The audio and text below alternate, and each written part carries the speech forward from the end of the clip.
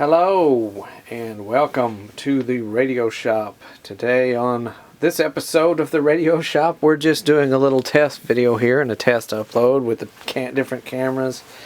I tried one with another camera, but I did not upload it because it was not the best quality.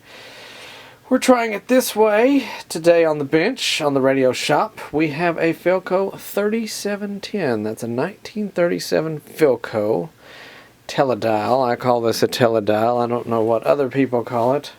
It is an automatic dial where you would set your radio stations, pull this off, set your radio stations, push in here, spin it around a certain way, and it would click in to your favorite radio station.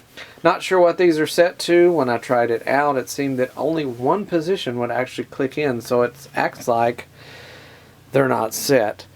And the reason I don't know what they're set to is because if you look closely, all the little plastic station indicators are missing, and I think that's typical on most of these consoles.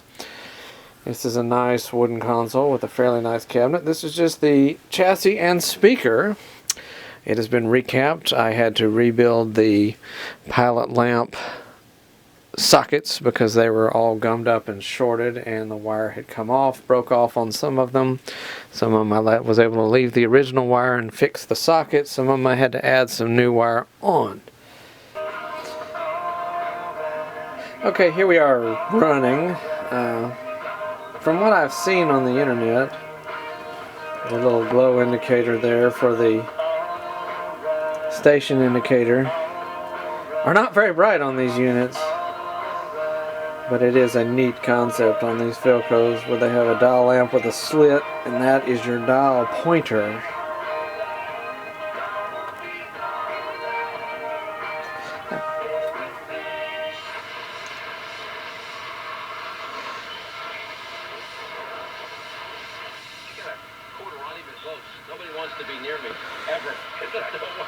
Running on about a 25-foot long wire antenna in the basement here in the Radio Shop, which is where the Radio Shop is. It is in the basement. Do pick up some interference from different things in the house. When I first recapped this radio, it worked pretty well from like 900 up, not quite as well as it's working now. And everything below 900 was basically, you could barely hear it. It was dead silent, almost, just nothing there. And come to find out, inside the first IF cam, when I went to align it, one of the adjustments would just not peak out. It would not work. So when I opened it up, I found the wire from the secondary of the IF cam had been chewed off by a mouse or a bug, or it had rotted off, or somebody had got in there and cut it off. I have no idea, but that's why the radio failed to be working well. Once I got that fixed, boom, the radio came alive. This radio also had two shortwave bands.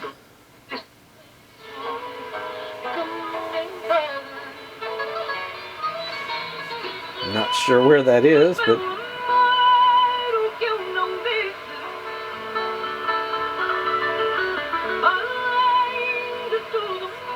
still a little bit out there on shortwave.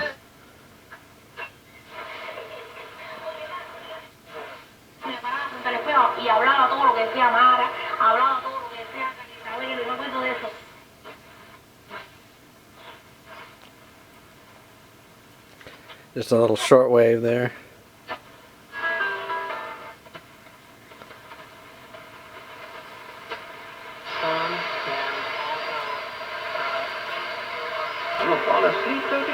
This radio had what they called magnetic tuning, which happens to be, it turns on these extra dial lights, but it's an automatic frequency control, which uses a discriminator circuit to help keep it on tune.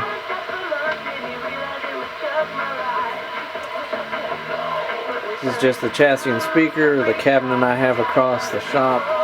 Still working on it, still got to get some grill cloth for it.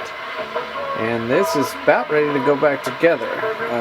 Like I said, this is a test. I'm testing out this camera, testing out, see how this works. So the tubes in it are probably not original, since they're not as tall as they should be, and that grid cap barely reaches. That 6H6 could be original. That one's definitely not. The RF tubes, the 6A8 and the 6K7 up here probably are.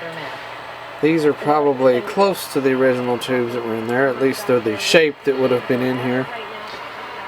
Got the back of the dial going there. I do have currently have the mute circuit off because the handle up here decides it's going to short out if it's down there. So I've got to work on that to keep that from shorting out. And I will hook that mute circuit back up so when the teledial is worked on, or the teledial works, I call it teledial, I don't know exactly what they call it. But once that mute circuit is fixed in there, then it won't accidentally mute while it's not being tuned. You may have noticed this little box here coming off the back. That is a auxiliary. So it has a single pole double throw switch to go between radio and auxiliary so that the owner who wanted this added feature can hook up a Bluetooth or Alexa or something of that matter and listen to it through his console. The modification I made is not permanent. It is soldered in. It is not a modification of the chassis. I didn't drill any extra holes in the chassis to get it on there. I don't drill any holes on the cabinet to get it on there, so it is quite reversible.